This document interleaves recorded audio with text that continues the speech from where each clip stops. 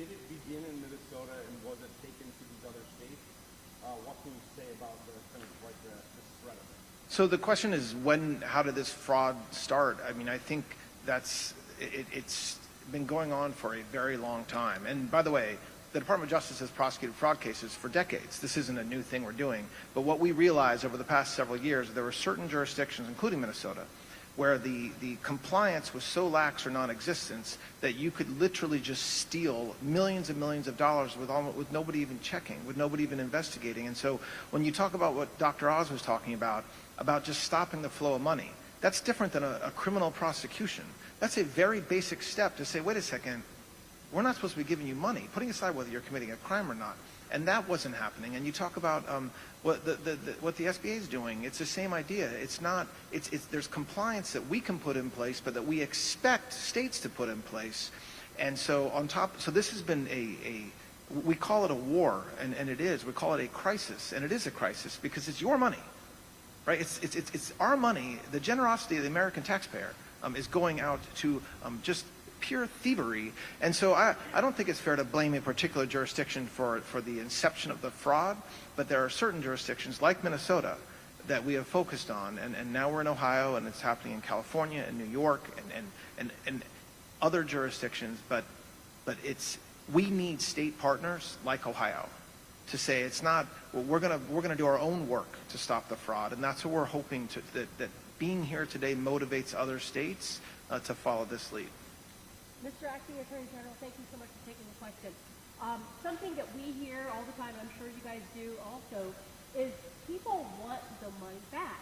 Can you speak to how difficult that is, and also about auditor favors emphasizing prevention because it's so much better to get it on the front end? I know this is a two-pronged approach, as Mr. Ferguson stated, but maybe you could address about the money and then about the prevention. It's a great question. If there is a 5-year fraud that we charge, and we, like you just heard from our U.S. attorneys, we're getting cars, we're getting jewelry, we're getting homes, we're getting cash, but we're catching it at the end. Obviously, money is spent along the way. We're not going to be able to recover everything, and it is has to be a priority, and it is a priority to when we go after somebody, to make sure we do everything we can to get their ill-gotten gains. It again goes back to what Dr. Oz was talking about, though. Stop giving them money, right? So when we turn off the funds because either states or we know that whether it's a center, whether it's a program, whether it's a hospital, whether it's an individual is not qualified, that also stops the flow of money. But it is our mission, and you heard about it today in the forfeiture proceedings that are happening, to not only arrest the bad guy, but also to get every single dime that they made off of this, because we have to create a disincentive. It should not be worth it for these guys to do what they're doing. And until very recently, this was a phenomenal opportunity if you were a criminal. It was unchecked, the money was unlimited, and you could go, like you heard, you can go and buy houses, buy cars, and so that's what we're stopping. Are you turning the money off? And I would like to clarification if there's suspected fraud, and that's the fact, because what I heard is a more proactive, faster approach, and if that's the case, are you concerned about services that are not really doing fraud and for states and shifting the burden of proof? Yeah, sure. Dr. Oz, you want to answer that one? We are definitely suspending payments. I'll give you one example outside of Ohio that I'll come here. 1/3 of all hospices in the entire nation, and again, hospice is a program developed 40 years ago for people at the end of their life, dying of cancer, for example, just to give them a few months of dignity. So you give up your Medicare to get hospice, a lot of money transfers when that happens. Of the 1/3 of all the hospices that are in California, in the entire nation, not in actually just in Los Angeles, we have now suspended payments to almost half. Now, a few of these hospices have written AI-generated complaints. A few have generated legitimate complaints, but if we have 24 hospices that we need to turn back on again, and we've shut down, let's say, 900, that's a fairly good hit rate.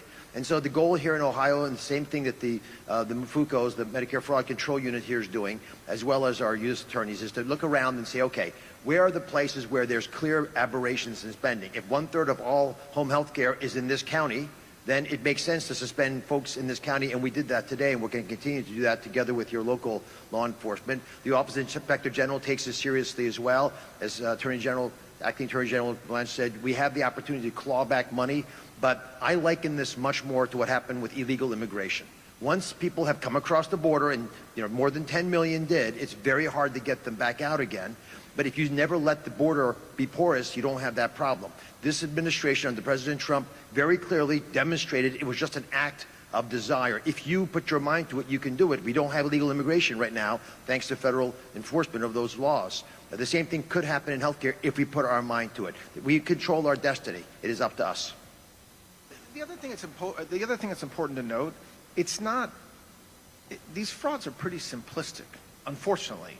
So when Dr. Oz talks about doing the analysis on these hospices, you can tell by the data which ones are legitimate. And it's true, maybe you're wrong every once in a while, but the massive amounts, when you have a particular hospice earning $30,000 a month and another one earning $300,000, and they're the same size,